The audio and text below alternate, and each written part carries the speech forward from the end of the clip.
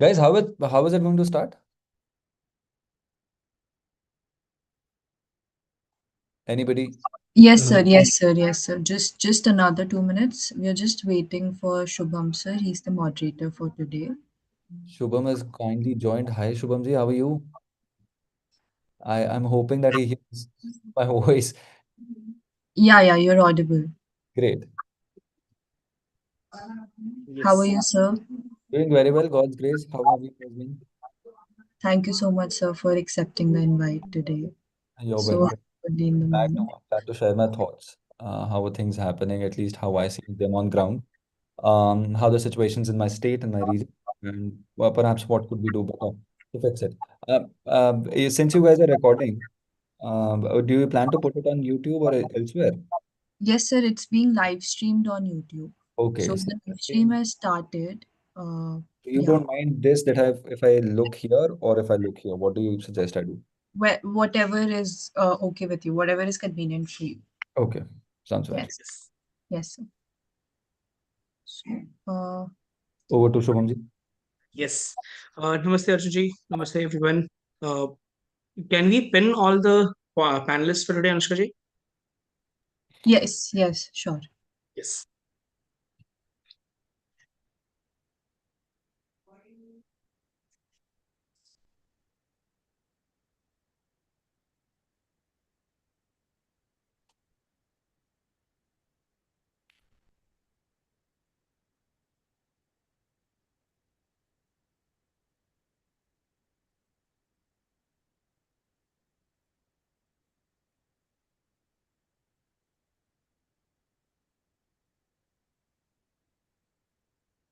Okay.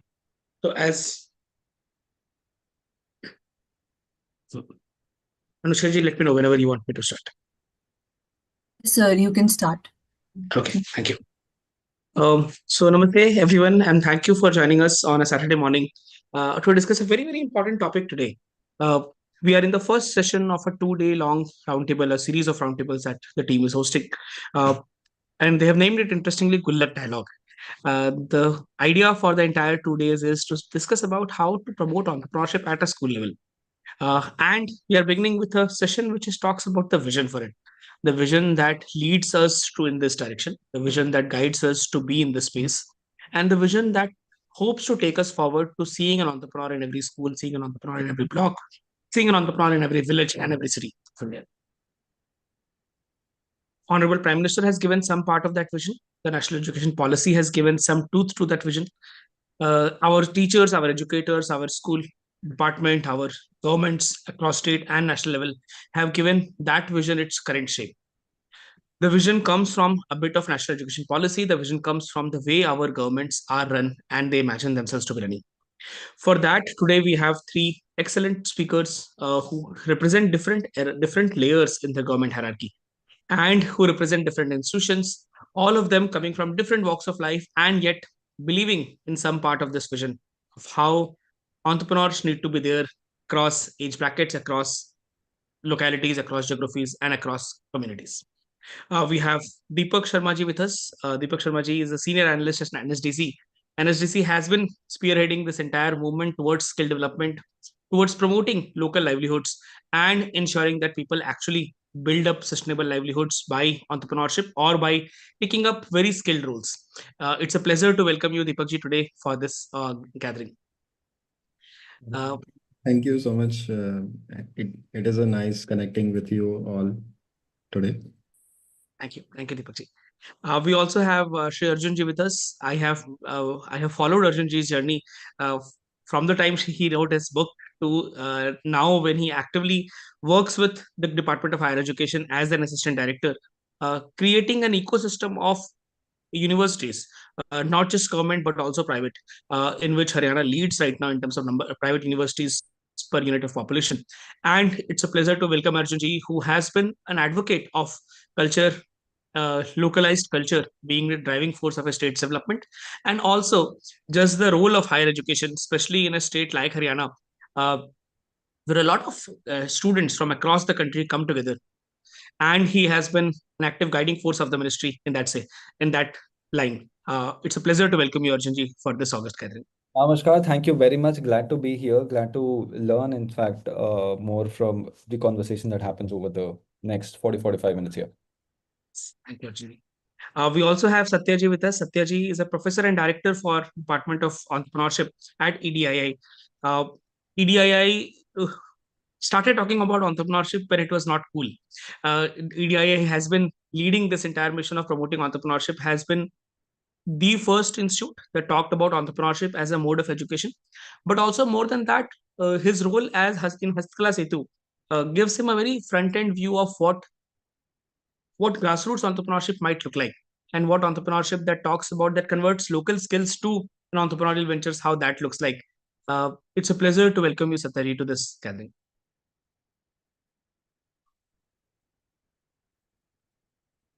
Yes. So I will start with what comes first. Thank you for giving me an interaction. Am I audible? Yes, Satya, I think there is some lag, but yes, you're audible.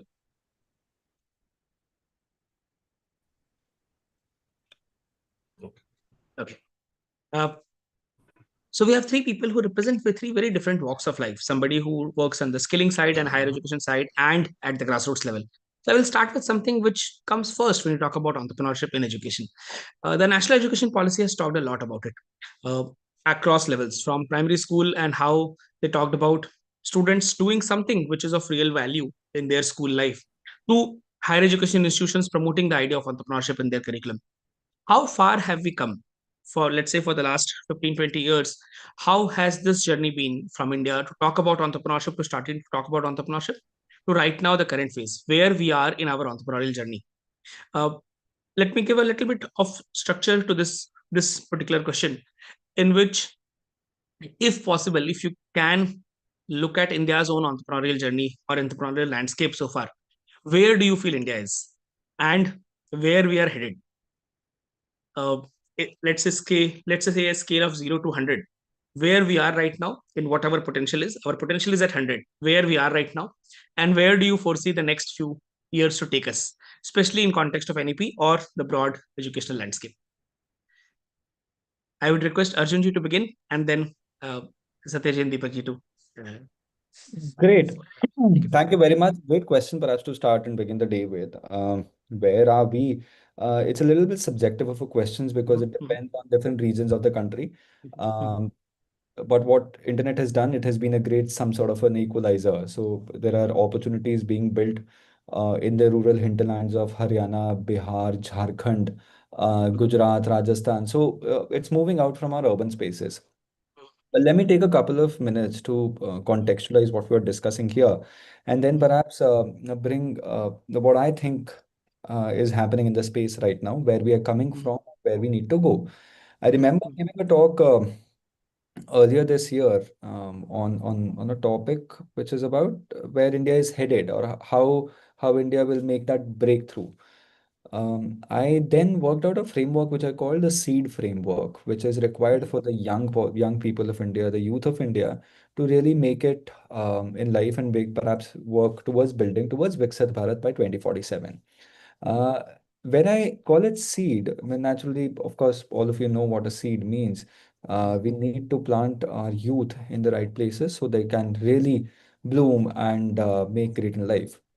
Because all of us, in fact, are representative of a civilization which has lived and flourished for thousands of years. So it's in some way incumbent upon us to take all that information and build it up from there. So rather than working on or bringing in fresh new models, let's think about how we can make that breakthrough. And I call it what I mean by seed framework is S stands for skill development, and it is it's like fundamental that is needed right now. Um, Scaling our population, scaling our human resource is very, very important. I particularly don't feel that and I've been trying to build businesses, being trying to build institutions, at least in the urban spaces in Delhi, Mumbai, there is no dearth of opportunity. It's just that it's tough to find people who can do what they commit they can. In general, I've found this principle that works really well for me over the last um, decade or so, is that you undercommit and over deliver, and that's worked magic for me. And I think that's some sort of that should be adopted by many people. In general, we find people who can say that they can do things, but they can't really deliver. So we need skilling to be in the the fundamental basis of it. Got to skill our population, or got to skill our young people and make them employable.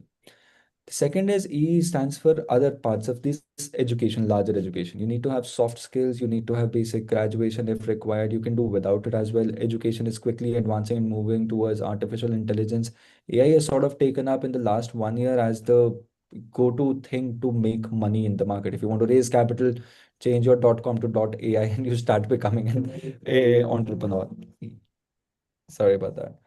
And then, of course, there is entrepreneurship through education and skill development. The next step that we must take is skill our people for entrepreneurship, prepare their minds, prepare them for entrepreneurship, and we need to find create avenues for them to where they could perhaps go ahead with their entrepreneurial journey.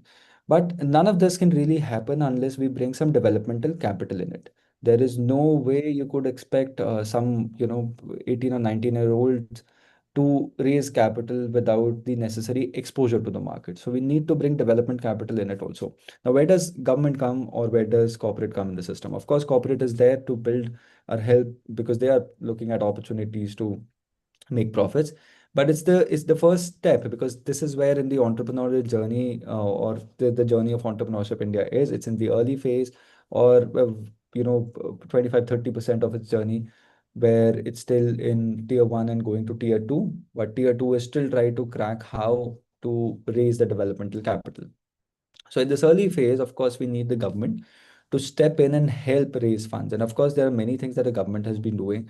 Government has spent the last 10 years creating an ecosystem just by bringing in many initiatives, talking about skill development, making skill development actually the center of it. Skilling mission, Skill India mission, you talk about Make in India, you talk about Startup India, but talking about these for 10 years and bringing and hoping that they take a mission mode direction in it, that has really helped in creating this infrastructure ecosystem that we see right now. However, that being said, um, we need to understand that in terms of skilling, there's basic skills that are required. So, for instance, soft skills, you've got to know language, you've got to understand basics of mathematics, etc., etc. But then there are skills that will be skills required to build a thing. So, if you want to set up a company, if you want to, for instance, financial literacy, artificial intelligence for that matter, digital skills for that matter. These three, four things are some sort of in anything that you're building today. They are very central to it. You got to understand the basics of it. See, there's something about businesses I usually tell. You must know what your team can do. If there's somebody in your team who is doing an XYZ thing, you should be able to do that XYZ thing without that person. That's of course very important in a small business. Of course, over time, when you have enough capital, enough profits, everything in order, you can bring more people who can help you run those businesses. So there's basic skills requirement, there's a building skills requirement. Where are we currently in our entrepreneurial journey as a nation? I think it has been in conversation. People have sort of started to understand it. But the state that I come from, and I say this about many states in the country, we are sincerely and very passionately obsessed with government jobs, and it's not got much to do with the younger population. It's got much to do with how generation before us saw the challenges. They saw that the only way through in life is to just get that job security. Of course, job security is critical, and if there are people who will be perhaps be expecting it, perhaps want it. Everybody has different ambitions in life. But you got to understand that government job is not the only way that you could contribute to the larger economy or contribute to the growth of our nation. There are private jobs as well. You could build something, you could build institutions, you could build factories, companies. That is exactly how this nation will progress, not just this obsession over government jobs, because people are losing their youth, their passionate youth, where they can spend their energies in building things in just a pursuit of a government job. Of course, it does magic for some people, but for others, the large capital, the human resource capital that we have is sort of lost in this entire journey. So I think those are broad things that we need to really work on. And of course, culture education is something that I think is critical. Prime Minister has spoken about it multiple times. The new education policy speaks about it. But let me give you a perspective why it's essentially important. I was speaking. So, Arjun ji, sorry to interrupt in middle. We will come to that topic for sure. I will just request you to end by saying a quick number that you would like to place on where do you think India is right now in its entrepreneurial journey. 30% is what I'll give a shot.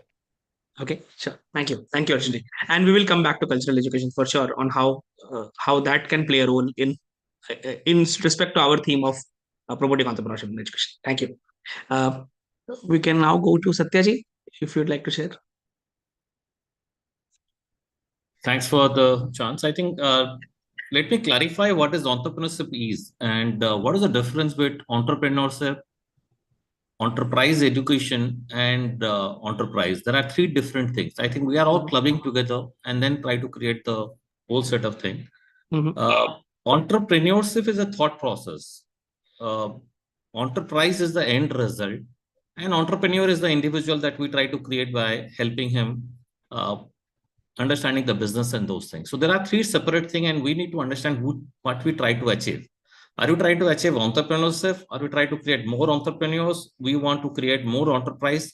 They may be related, but our focus is right now developing entrepreneurship. So what is an entrepreneurship? These are human behavior to identify problem and trying to come out with the solutions for it. So the whole education system, I think there is a whole difference between entrepreneurship education and enterprise education. So we are concentrating more about enterprise education, is that how to run an enterprise. We need to go and focus on how to create for problem solving attitude, problem solving behavior, understanding problems, trying to come out with solution, taking initiative. I think these are some set of things which is more of a behavioral issue. So entrepreneurship education for me is a behavioral thing which can be given to anyone at any level. It can be undergraduate, postgraduate, school level, at any places. First of all, let's need to understand what are the problem. I think our country, our society, our blocks, our village, you come up any places, I'll show you what are the different problem we are facing. So first, all our next generation should know what is the problem and how it can be solved. What the thing they need to do. And once they start understanding the problems and what are the prospective solutions, some of them will start implementing. It is not that we don't know what is the solution. It is something that we don't want to utilize the solution and take an initiative to input that solution. Simple example, one or two I'll take, and then I'll stop it for further discussion. Let's say we are finding lot many that all of our societies, or let's say household, we are throwing so much amount of garbage every day. So, and then the local municipality is going to collect and then going to take it to outside and dump it somewhere. We know this is a problem. The solution is known to everyone, that it has to be segregated at the household level between degradables and non-degradables thing. And then we try to recycle, reuse. I think these are all, everything has been right now is given at the school level or all the level. But how many times we have taken an initiative so that the students or others can understand how the problem can be solved? And if you start taking initiative, helping them how they can do it, will start moving their entrepreneurial behavior to an entrepreneurial behavior. And maybe in future, out of some sort of initiative, some of the new entities can be created, which we call enterprise. So I think we need to focus on more about entrepreneurship education right now, so that we can change the behavior pattern, which will have an impact in the future. Thank you for giving me time. Thank you. Thank you, Satyaji. Satyaji, I will just quickly also check with you on where do you feel in our journey, and we are not talking about enterprise education, but entrepreneurship as a mindset, and that training. No, that entrepreneurship, yeah, mindset is all there. I think it is a more of a community-driven thing in India right now, and then right now from the community, it is right now percolating to others. But India, as a for a long period of time, all of us are entrepreneurial in nature, and I don't think that we are at a very nascent stage at this point of time. Yes, we are doing fabulous thing at a historical way, but last 200 years at which we are under the British control, I think the one thing that they have taken out of us is called confidence. So with this whole present setup, once we can start people believing them believing that yes, India is powerful, all of us are good, all of us can contribute, I think we'll be in a fabulous stage. So I won't, I'll believe that we are in a very stable stage. And once you start comparing the other developing and other economy, you'll have an idea where are we. So I believe in entrepreneurship journey, we are at a very stable stage, and we need to help our community, friends, and everybody to create the confidence that this is something that we can also do. Thank you. Okay. Thank you, Satyaji. Very interesting insights coming in from both Arjunji and Satyaji.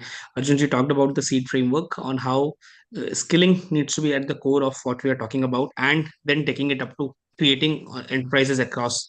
And Satyaji also helped us define the difference between the two, what it means to train people in enterprises or enterprise management to train people in entrepreneurship itself.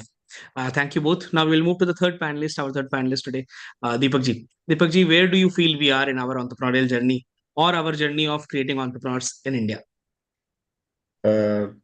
Shivam, thank you so much for inviting me. And I would like to highlight one thing that both Satya sir and Arjun sir are quite more experienced than me. And I have just started my journey of, working in the segment of skill development and entrepreneurship. It's been like 4 or 5 years I have been into this segment.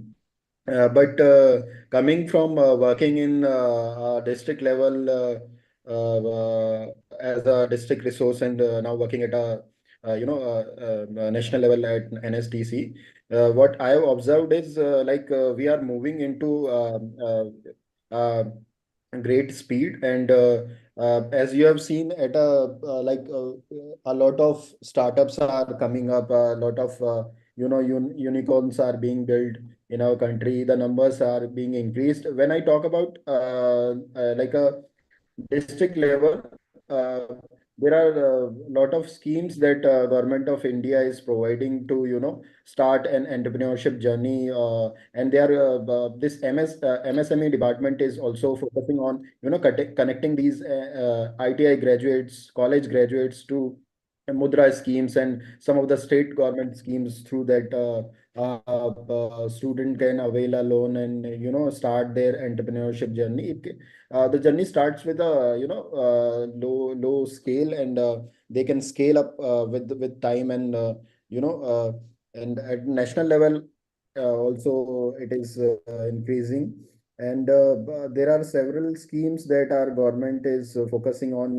Strive scheme is one of the scheme that in this budget of 60,000 crore has been approved, and the upgradation of ITI will be focused on. And there are several schemes such as PM Vishwakarma and PM KVY that focus specifically on skill development, and later on to building those candidates can move into their entrepreneurship journey.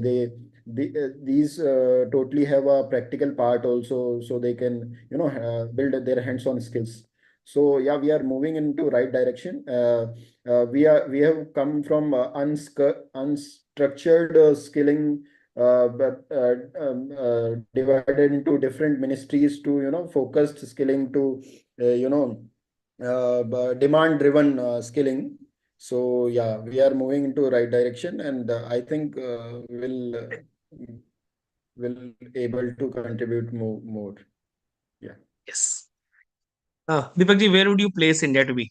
0 to 100. 100 is our aspiration. 0 is what if there is no entrepreneurship at all in the nation, where we are right now. So Arjun ji has placed us on 30. Satya ji has said we are on an advanced stage, but stable state. Advanced and stable is where Satya ji placed us. Where do you place us? So like Where we are right now. a number would I don't know how it will be, but like we can say 40 to 50. 40 to 50. We are Okay. right now. We are there. Yes. Okay. Thank you, Deepak ji. One of the major schemes, one of the major policy documents that talked about promoting entrepreneurship, especially in curricula, and especially in education as a space, was the National Education Policy that came up in 2021, was first presented in 2020, NEP 2020.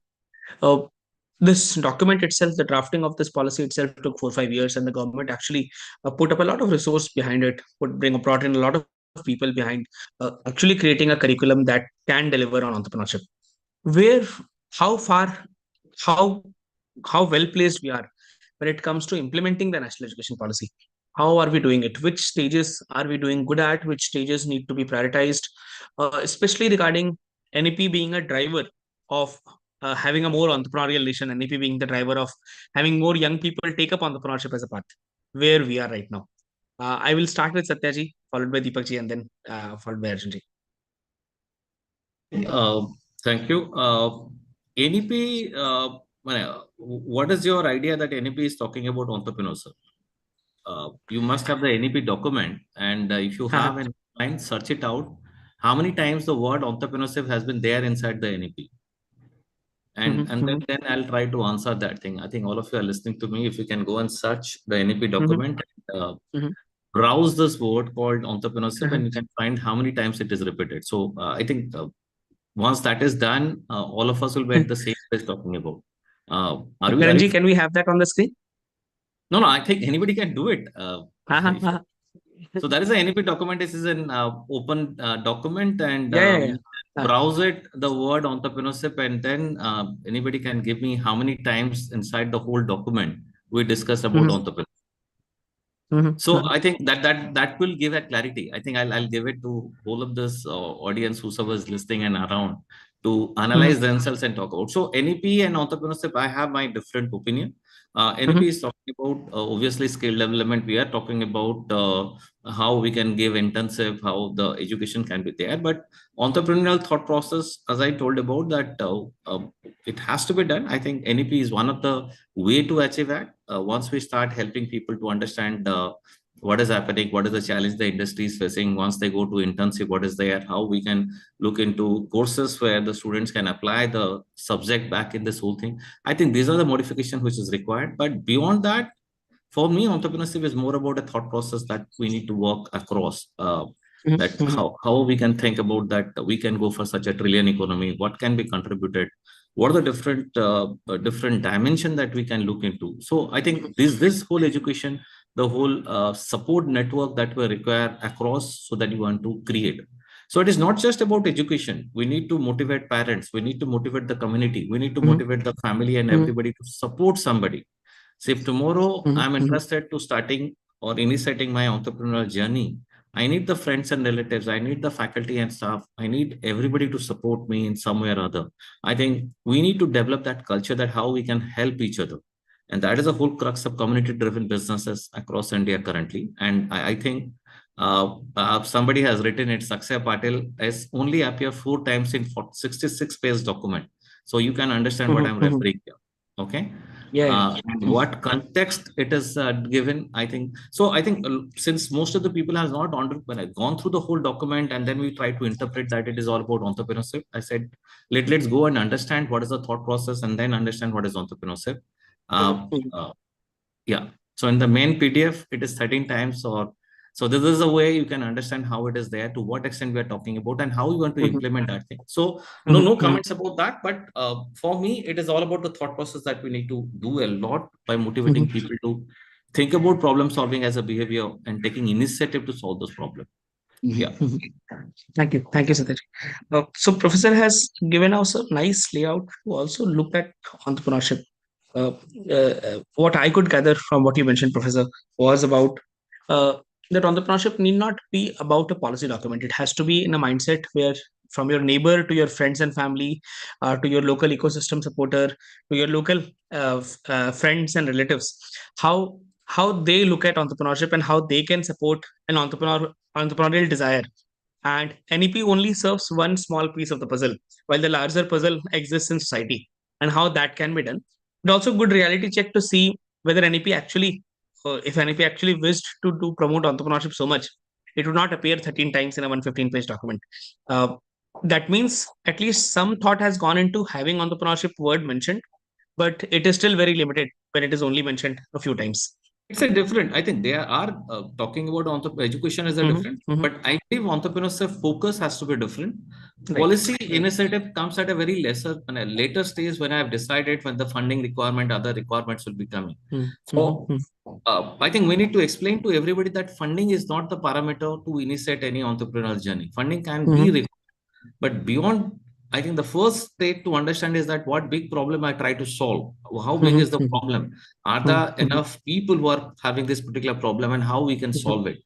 How we can make it bigger? I think those thought process is more essential, and whole as a community, how we try to help people to think on that thing. Then that's the way we can work it out. I have so many different examples since I'm working at grassroots levels. I'm working with SMEs and I'm African startup for the last 15 odd years. So if you have specific queries on my thought, I can certainly respond back. Thank you. Okay. Thank you. Thank you, Satya. Yes. Deepak ji, would like to go to you next. What do you think is the role of a policy in promoting entrepreneurship? Where in the entire puzzle picture does that policy appear? And how successful has been NEP in implementing either of that direction, especially in regards to promoting entrepreneurship? So the NEP was launched in 2020, and as a policy document, it is it is a really nice scheme that the government of India has come up with. Promoting. It doesn't talk about much of a entrepreneurship journey, but it much more talk about the skilling focused driven economy. So like promoting school education in terms of skilling from the classics. It promotes skill based focused education, and government is doing capacity building of vocational educators that are currently there working in the school level institutions. So I think it is at an initial phase, and a lot more has to be done to so it's focus on a culture based skilling, as well as basic level of training into different domains. But a lot has to be done, particularly as Satya sir rightly mentioned. Culture has to be built for an entrepreneur, like from a family perspective, from a relative perspective. And then also only a student can opt for going into entrepreneur as a as his journey, because there are a lot of hurdles that are currently there.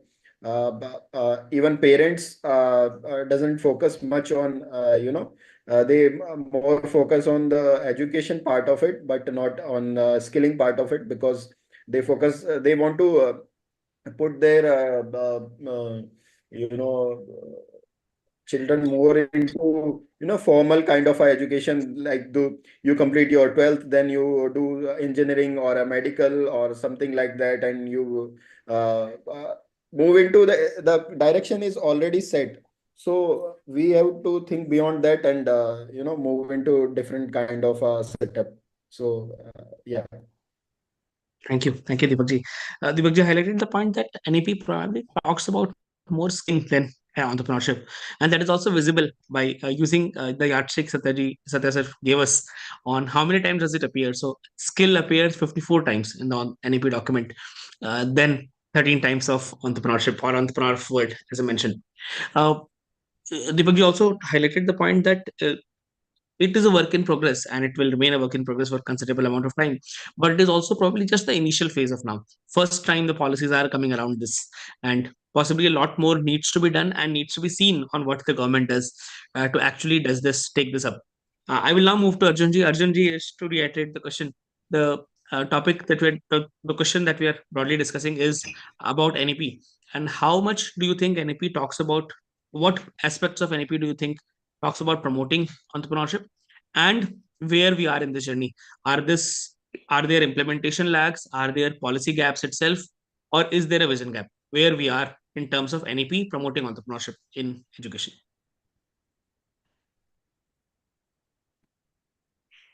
Yeah, I think, thank you very much for this. I think Satyaji has expressed it fairly well. I mean, this question is best directed to him, and I think in his response, he sort of gave that clarity. See, new education policy is an education policy. It's not a new entrepreneurship policy. It is supposed to serve the larger agenda of education.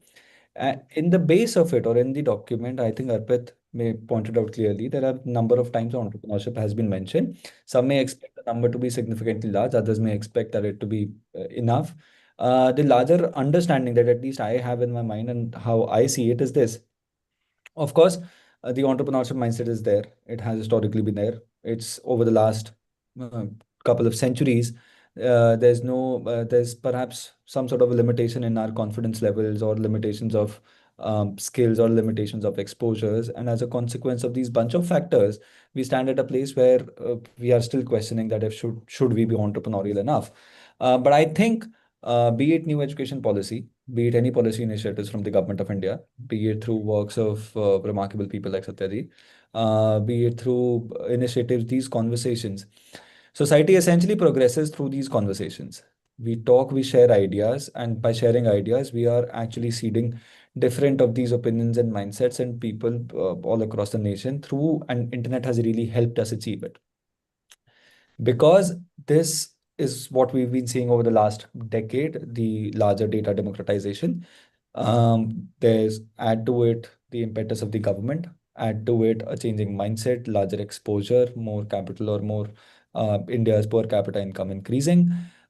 Many of Indians going across the world, flying across the oceans, setting up bases in different parts of the world.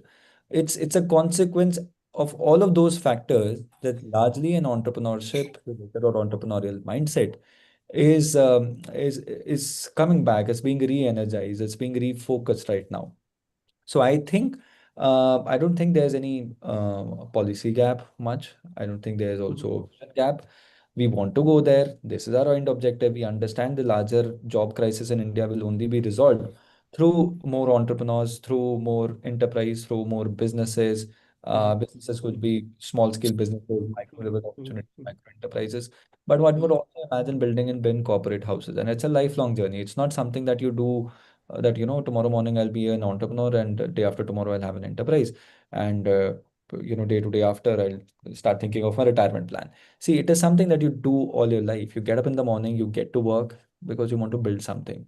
And I was generally telling this young crowd, see, between your late 20s or from 30 to say 55 odd years or so, you all of you have say around 20-25 years, you're operating best years with maximum energies, and in these 25 years you're preparing what you've done to give out to the next generation. So there's 25 years of your time. You got to understand where we are coming from and where do we want to go. Should we want to go in an entrepreneurial journey of our own? Of course, let's just go ahead and do it. There are no gaps per se in any field that I think, but more, of course, needs to be done if we want to scale bigger heights, if we want to achieve more things in life. So that's broadly what I want to say. Okay. So Arjun, you highlighted the point that it is not a policy gap, not a directional gap, not a vision gap. It is just where we are as a nation. It's just the spot in time. At this time stamp, here we are. And Yeah, it's not about gaps. yeah. I mean, I'll add on to it a bit also. Of course, that is how nations generally progress also. That is how societies also progress over time. We are not a switch on or off button. It is the contribution of so many people who've lived. I Right. mean, if you lived around Delhi, Haryana, Punjab region, what remarkable things in the last 50, 60, 70 years, the Khatris who came from Punjab, they did. It's something else altogether. In the last 70 years, they've found entrepreneurial success in any of the ventures that they took. So mindset is definitely there. The government impetus is finally coming.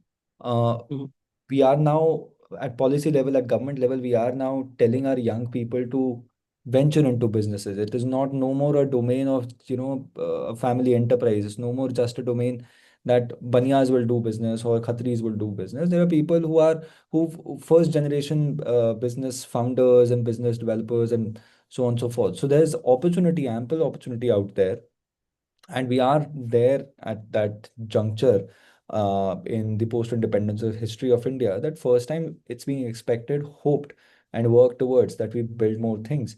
And since we are in that build phase, it's better to get a sense of it and start working towards it. And that's the direction that as a nation we should take.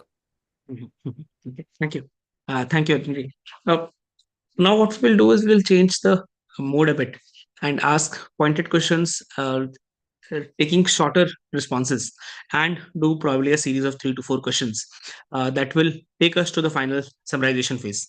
Uh, my request in this part would be to be sharp and crisp in our responses and point out to specific directions that the society or as a nation we need to take in regards to promoting entrepreneurship. Uh, I will take cue from what the first response, the question response to the first question that Professor Satya and Arjunji gave on culture of entrepreneurship. Dr. Satya talked about the idea that entrepreneurship is very natural to India, and Arjunji also talked about it in his the last response that he gave on how cultures, how societies naturally are entrepreneurs in some ways, and we just need to provide the required space. Uh, this culture of entrepreneurship that India has or India needs to build in whichever phase of journey we are. How can schools as a system, especially primary and secondary schools, what can schools do to enable it further? There could be ways that schools need not do anything. The response could also be as wide as that schools should have something in the curriculum or something in the pedagogy to do it. What role can schools have to further this culture that India has on entrepreneurship and to put this seed of entrepreneurial ambition in schools? Any one of you, any three of you can begin.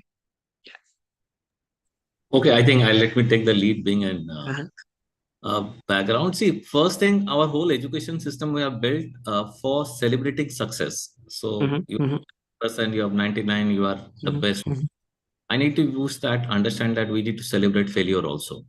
mhm, mhm, mhm, Failure is something, is a word that if it is going to be there, there's something wrong. I think mhm, entrepreneurial journey is all based on the whole logic of failure. How many mhm, times I'm mhm, failing and how many times I'm attempting so that I mhm, can solve mhm, the same problem or a different problem. So mhm, mhm, start inculcating the whole concept that how you define failure and how you define thing. It should not be only the success in life is about how much percentage I'm scoring and which best institute I'm going or which place, because that is a mhm, some decimal point across the whole market who are going to get that success, and we are mhm, all. mhm, I believe success is so many dimension. I think that part we need to start talking to our students that yes, you can get success, but you need to define how the success varies from other. Yeah, that's something I believe it is more about thought and behavioral issues mhm, that we need to work a lot rather than just changing. Policy is there, support is there, environment is there. We need to just bring back that confidence back that yes, you can certainly get good result over a period of mhm, time. mhm, Thank mhm, you. mhm. Thank you. Thank you, Sitaji. Celebrating failure as uh, s- s- uh, as a process in schools could be a way to promote entrepreneurship. Thank you, Sitaji. Arjunji. Yes. Of course, by totally back what Satyaji is saying, that we need to, in some way, or help out build a mindset. Mhm, And mhm, that mindset could be celebrating failure also.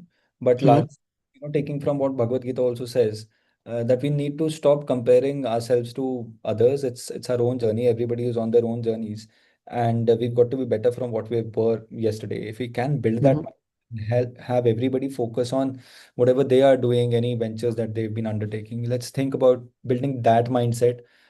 We need to also give a lot more exposure to our young friends, because see, mhm, mhm, I think I've gone through my younger years knowing people who've achieved government success or who have mhm, achieved success, but we've got to find more people who can say, more alum circles coming in different schools talking about what they have done in their businesses or where they've mhm, success. Need to give them a lot more exposure on what is happening across the world. mhm, mhm, Possible now. See, back in the day, perhaps it wasn't. Expecting there will be select few students who would go to Bangalore or understand what is happening in, say, London. See, exposure does a great deal of bring that great deal of change in a young person's mind. I think mhm, take from it, we should utilize technology and help our young people get a little bit more of exposure, see what is happening in the world, see the great things happening elsewhere, and is there a possibility of doing something like that in India. I think we found a mhm, great deal of success entrepreneurs who've been reasonably successful in just copy pasting the model that has been successful in California or elsewhere. mhm, In mhm, order to also, another thing to tap is government is also initiating through policy initiatives some of these programs. There should be a lot more of these mentorship programs. If you can't find, you don't necessarily have to be in, a mentor does not necessarily have to be from Delhi or elsewhere. You could find a local mentor and build that mindset that on the lookout for a mentor, and that mentor may change over the years, and and that's incumbent upon the mentor also to ensure that the mentor essentially goes further in life than the mentor originally has. So that's mostly we've got to build that mindset. Okay. Okay. Yes. Thank you, Arjunji. Arjunji talked about the idea of exposure and mentorship as the enabling blocks of promoting entrepreneurship or entrepreneurial mindset in young kids. Deepakji. Uh, for a school level student, uh, it is the first touch point that we can for him for the entrepreneurship part.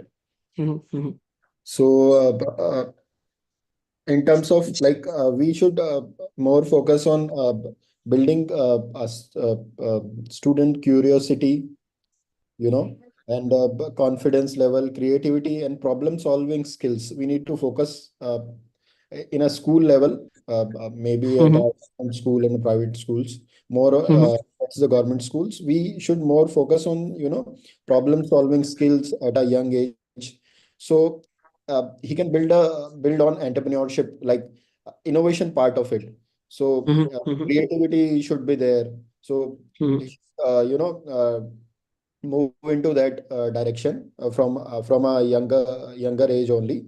And there are certain focused driven policies and impacts that government is doing, creating adult training labs is one of the initiative to drive innovation at a school level. So it is the first touch point for a student, and that can be done. Okay. So, Deepak, you talked about providing spaces for creativity in schools and initiatives like adult tinkering labs. When students get a chance to express their creativity in problem solving, that becomes a stepping stone for being more entrepreneurial in their journeys. My second question is about the role that society plays in terms of uh, promoting entrepreneurship. We will probably wrap up in the next 15 minutes, Satyaji. The idea of this particular round, and this is the final question before we can move to the concluding remarks, is that what role do you feel society at large plays? And does government play any role in guiding the society towards providing that cultural space? Uh, so when a person thinks about entrepreneurship, or when we want more people to think about entrepreneurship, society acts as the space where the ideas first bud out. Uh, so society provides the nurturing ground, society provides the right mentorship, the space for creativity, the kind of promoting what success or failure might or might not be celebrated at. Does government policies have any role in giving that direction to society? What my question is about: do policies influence how societies think? Do policies have any role in promoting what societies think? If yes, then only the question actually appears in full form. What should then the policy direction should be? If the answer is no, there is probably no follow up to this. No, I try to answer. See, everything we want depend on government. So we have a complete sense that whatsoever is going to be happen is there, the government is going to do it. Yes, government policies are going to support. But again, I think what we're doing at the school level, and I'm very fascinated when I go and talk to the students. I says, can you give me a list of 10 friends that you have? Can anyone give me a whole list of that? These are my 5 friends, 6 friends who are good. I ask the next question to follow up question to them. Do you know what their parents are, what their uncles are, what their families are? See, when we are at a very back in our school days, we are a very close knit community. We know each other very well. I think that whole relationship is decreasing. So when you are looking for a problem solving skill, the first part is networking. So who are the people that you can network? And then identify to whom you can ask the right set of question. So today, if I'm going to ask to the teacher how the teacher is going to react to me, he may say, you don't know why you are asking. Can I go to somebody else to ask the same question? In absence of everything, students are coming back and asking to the internet. I was recently in one of the institution, and I am really surprised to understand how many people are taking right now at a higher education level. Are they are taking talking to consultants for their what we called as mental wellness level? How much quantity of this what we called the horoscope sites that they are currently using, and you'll find very interesting results. So what we are start doing right now is that we become highly individualist, and we have a very simple community or a group to whom I'm interacting, and I've forgotten about the community. I'm just interacting with the internet as the only source of knowledge. I think this is the thought process we need to build, because if you are really interested to solve problem, you have to have the community. You need to ask the right questions to someone, and then somebody from the group may help you as a mentor. I think the whole Guru Sikhya, this whole concept that we have, is all based on the mentoring. It's all based on skill development. I think that is the way the whole education was there. We cannot change the whole education system by introducing policy, but at least if we can bring some thought changes, help students with some minor pointers, that start doing this thing, start talking to people. You can only get confidence if you start asking questions to the people. So if you go and do a bit simple survey, you can ask that what are the different questions that you have asked, except for just mugging up some of this answer that you have to write down in your exam set. I think that thought process we need to change. I don't believe that government alone can do it. It is all of our contribution. I think. I think I'll just take 1 minute. Life typically gives for an entrepreneurial journey two different opportunity to everyone. So first window is between 2025 till 3035, and the next window comes at 4550 till 65. So the people who are in both the stages can certainly contribute heavily to improve the entrepreneurial environment in our country. Thank you. Thank you, Satyaji. Satyaji talked about the importance of the lesser and lesser role that government can play, and the larger role what societies can play in just giving the space for questioning that people may ask. Instead of moving to apps, how can those questions be asked in our own neighborhoods, and how society can encourage those line of questioning, which would be the founding stones for an entrepreneurial mindset. Thank you, Satyaji. Now we will move to Deepak or Arjun, whoever wants to respond to this next. I Yeah. would like to add, Mhm. as Satya sir rightly pointed out, Mhm. society creates an environment Mhm. for a student to grow in. Mhm. So Mhm. we have to focus on creating mentors in local areas who can guide students that are near that are in reach of nearby schools, so they can Mhm. conducting different sessions on entrepreneurship. So you know at a higher level, when we are conducting a workshop, we usually invite a person who is successful in that segment of our business or a entrepreneurship journey. So similar things can be implemented at a school level also, to motivate students. And a society is playing a crucial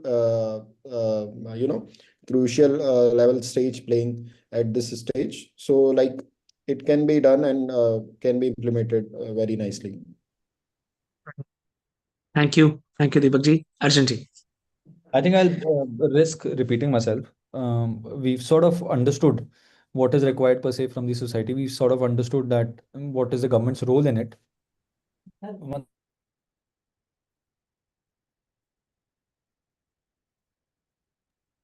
Sorry. Um, we've sort of understood what the government role is going to be in it. We, of course, understand the society is sort of at the center of it. Any change that we want in any change that we want to see around us essentially starts any long-term change starts from the society itself, and society does not change like it's a switch on or off button. It changes through these conversations. Government policies are also a little bit of reflection of the society itself. The society is changing, society is walking towards that path, and then somebody introduces a bill or somebody starts talking about that there should be a larger policy direction, and that is when a policy is brought in, and then policy is implemented for a larger adoption in the country. So we are per se at the right space, right time.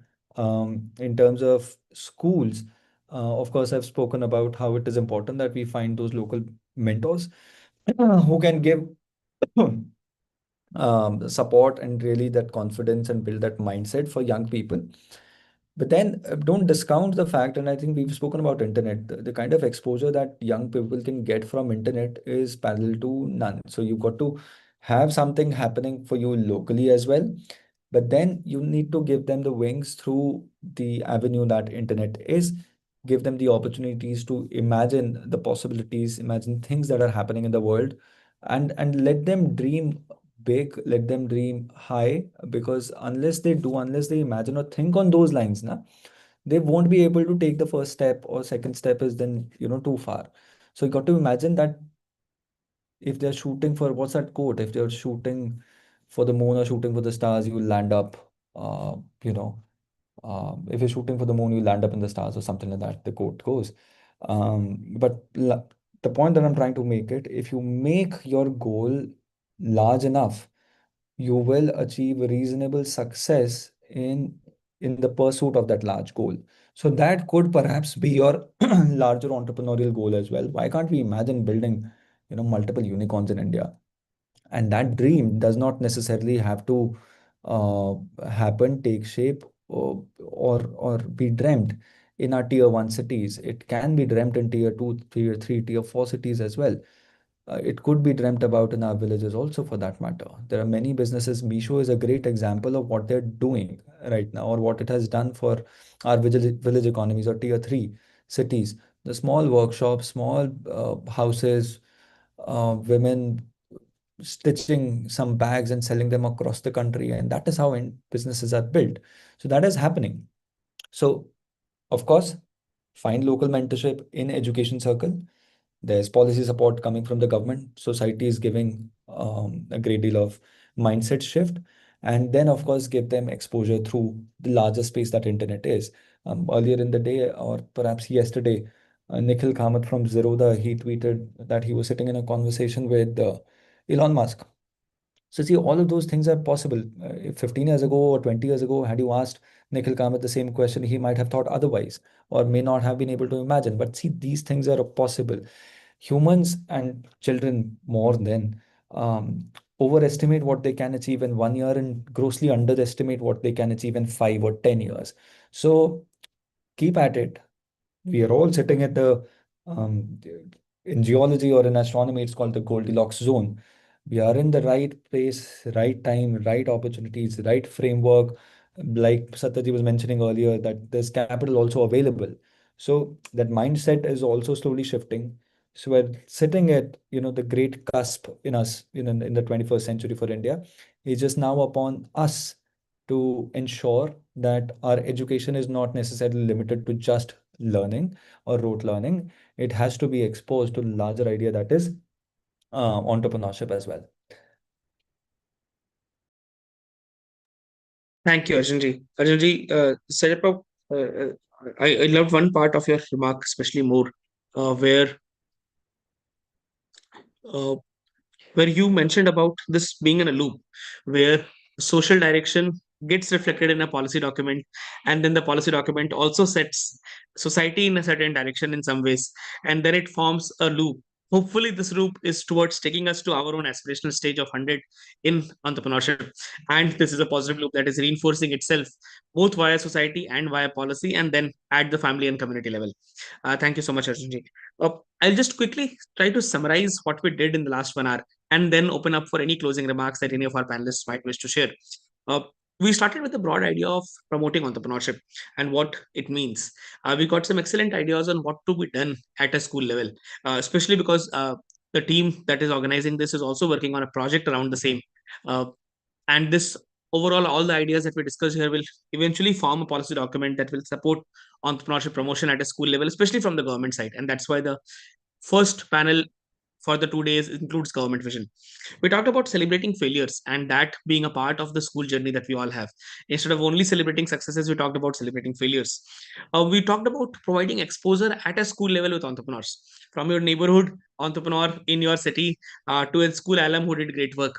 Creating them as role models will go a long way in promoting and planting that seed of entrepreneurship in life. We talked about the government direction from Adult Innovation Labs to at the NEP level of the limited or the expansive role the government has done in education policy, being reflective or talking about the idea of promoting entrepreneurship. We talked about the core focus of the national education policy being on skilling or entrepreneurship. We talked about entrepreneurship being a core driving force in society, not because of policy, but by its innate nature. As India, we are entrepreneurial as a nation. We talked about this loop of social drive and policy change, how internet is limiting in terms of it being a limiting factor in our local networks being supportive of the ideas or initiatives, as well as an expanding force in providing imagination and mentorship. What role does internet play in all of this? And finally, what Arjunji mentioned, the scope of possibilities that India may offer, the scope of possibilities that an Indian entrepreneur can do has changed. The canvas is expanded now. The range at which we could think of, the range has changed, the scale has changed, and that is where we are right now. And that, for me, these are the key lessons that I felt I derived from the last 1 hour listening to all three of you, Satyaji, Deepakji, Arjunji, on what entrepreneurship promotion might mean for India as a nation. I would open up for any closing remarks that any of you would like to add on to finally conclude the day.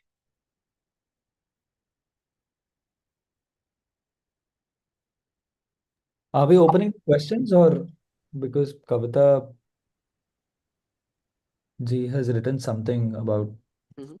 in your opinion, what is best way to? So I'll may merge my closing remarks with the response to this question. Of course, there's Mhm. at school level that we can do, and not just school. I think we need to work on in this direction on a society level. We've got to talk about these things with young people. We've got to talk about these things to ourselves also. So say many of us who are in the services sector, Mhm. who've been trained in the previous generation, were just necessarily thinking about getting a stable job all the time or building our basic income levels. Thanks to data democratization, there's a large number of opportunities spread across the nation as long as we just decide to do something about it. So, what Nike logo says, just do it. It's only by doing will we get to know what works, what doesn't. Start small, do small things, get to learn the gaps and find more opportunities, and then shift to a bigger scale. Financial literacy and financial learning is very critical in building any of those businesses and entrepreneurial ventures. Also, build an entrepreneurial mindset which should be solutions driven. In order to achieve the same, at school level, there could be workshops which are essentially solutions driven workshops. Say, make a group of students, have them solve a problem, have them have a workshop which finds solutions to a problem. Somebody said, I think Satyaji was the one who mentioned about cleanliness or waste segregation. That's a huge problem. I mean, there are friends who've been trying to solve that problem for years now. How can we do it? We need to reach out to the local community. There are people who will have to do it. It's not going to be robots who are going to do it at every home. Perhaps at a segregation center, they could do it. But who's going to pick this? Who goes to segregate the waste at its source? So we've got to think about solutions. There should be solutions-driven workshops. Um, and there could be on-hand solutions, finding solutions to those problems. Can we bring together a group of students? Then, of course, at school level, there could be an ecosystem building also. How about we create a WhatsApp group or a Facebook community? Things that are very easily accessible for the next generation, for young people, and bring that community in that very social media ecosystem. For instance, if young people are watching Instagram, why can't we converge that Instagram, that doom scrolling from watching content which is not going to yield much to watching content which could be educative, which could tell about opportunities, and then make a community where we are, perhaps sharing these bits and insights and reports or motivational quotes in that community group. At the school level it is, or at a high school level, a mid school level, or high school level, it's all possible. Then, of course, build that mindset within schools to understand that theory is one part of education. We've got to be practical. Our world will change when people will step out, move away from these computer screens, and step out in real world and find solutions to the problems that you're facing on almost a daily basis. So, in order to be that solution-driven society, we've got to reach out, we've got to expand our horizon, we've got to meet more people. Society at the core is what people are to people. It's a social setup. It cannot necessarily just be, I mean, it'll be a waste of my an hour or so if I'm not interacting with Satyaji, Karanveer, Shubham, or anybody else that I've spoken with in this lecture. It'll be a waste of time or waste opportunity for a lifetime, right? So that is how society progresses, and I think that is what we need to build at a school level also. That perhaps brings me to a close. Thank you very much. Thank you, Arjun. Satya, would you like to go next? Okay, I'll just like to respond. I think we worked. So somebody was asking which level we need to introduce this thing. CBSE is already having a entrepreneurship as a course at the 11th, 12th. So it is not that we are trying to introduce a complete new thing. But I have a different logic is that there is no point of introducing this as a course curriculum. Like this is a book where like history you will be writing. This is called entrepreneurship, and these are great entrepreneurs that we have. Entrepreneurship is more has to be experiential part. When the students as a group, I think we are talking about Arjunji talking about a workshop is about all about the activities that the students can do it. I've done some of the states analysis when I was involved in their this process also. So you'll find the number of students which are between 1 to 7. There is a drastic fall between 8, 9, 10. If you look into the government schools, that in some states where I've worked, and I don't want to quote the names, but we have seen a gradual change in the number of schools and the number of students in the government schools between 1st to 7 and between 8 to 9, 10th. I've also experimented in some other metropolitan cities when we have found out that the levels like 9th and 10th, the students are very keen for other field. And similarly at the 11th also. So I think 7th and 8th is the level where we start introducing them. I don't want them to deviate from their career path. If tomorrow I'll talk to them, don't appear for NEET or anything, don't prepare. I think today all our coaching centers are starting from 8th and all. Again, I don't want to comment about the education system since I'm part of it. So start something around 7th and 8th, motivate them, give them the seed. That's the word that I'm taking it further, that at least you can also think this as a career option at a point of time. And that can actually help us a lot in terms of thinking. It should not be a textbook. It should be more about experiments, looking into how I can create groups, how I can interact, how I can ask questions to people. I understand what the problems that we are facing. I think all of us are saying that Delhi is highly polluted in terms of air quality. I'm asking how individually what you have contributed to reduce it. Everybody is simply saying that the government has to do. I think a country's government or a policy cannot change everything. It is all our responsibility. So being a student, as a faculty, as a community members, how individually we are contributing the students at our schools, at our places to think entrepreneurially, I think that mindset is essential.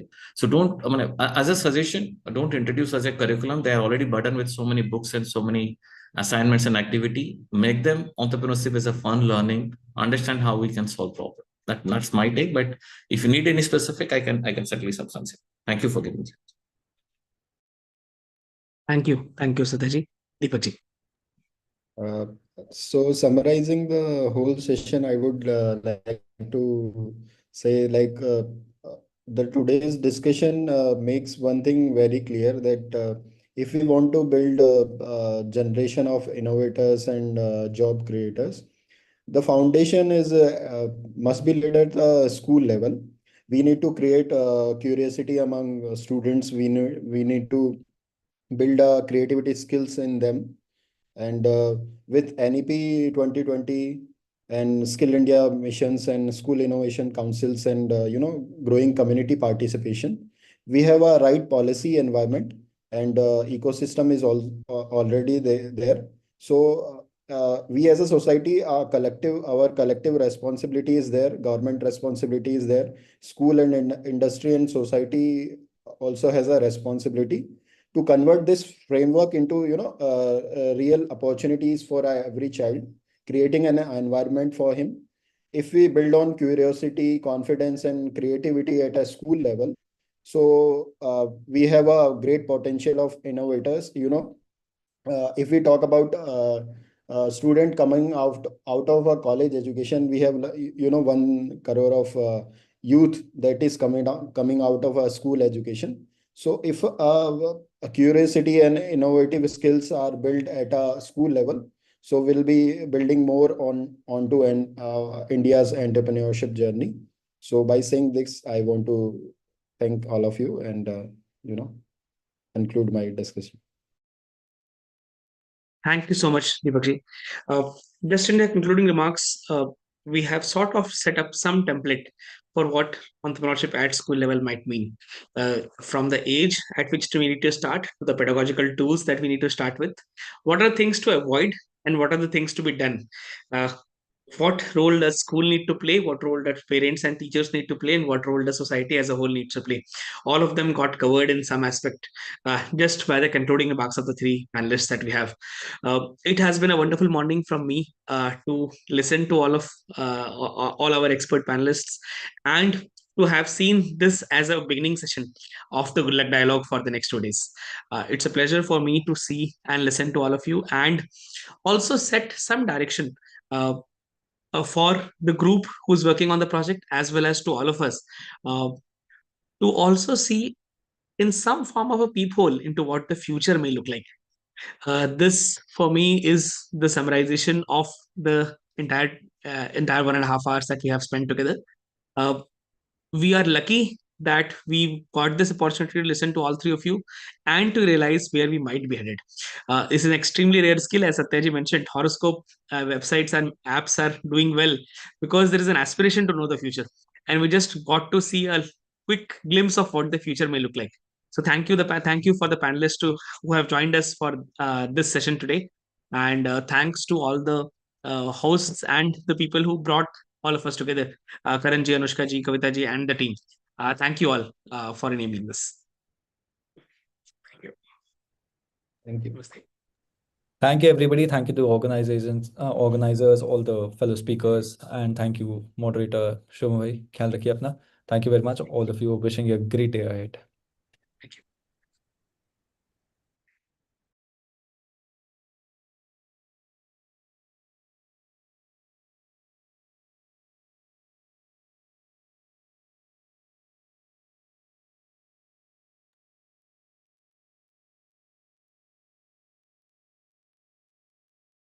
Anushka ji, Karan ji, can we pause the recording? Yes, yes. Thank you so much, Shubham ji. It was a great session. Thank you. I'll take a drop.